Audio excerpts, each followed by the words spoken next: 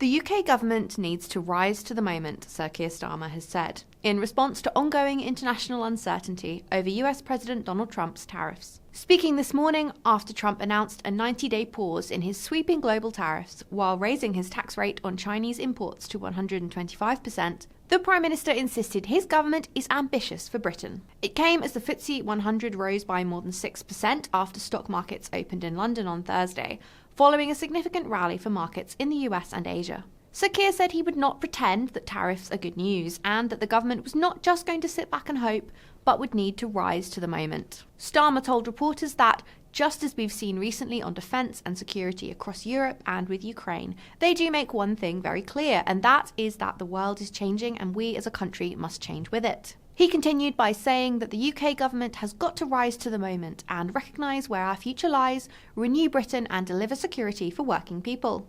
Starmer went on to say that's why they have taken the decision to accelerate plans to create wealth in every community, adding that it is really important.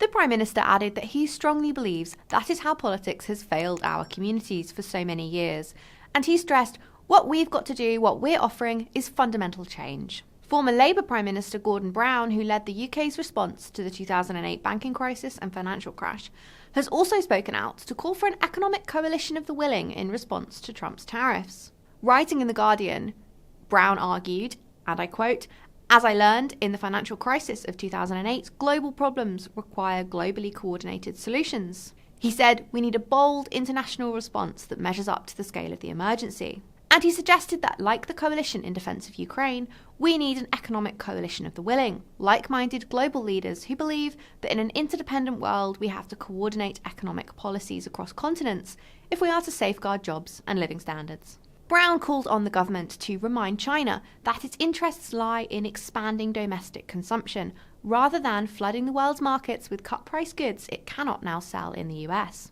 What do you think of Starmer's response to Trump's tariffs? Let us know your thoughts in the comments, and follow City AM for all the latest political and economic news.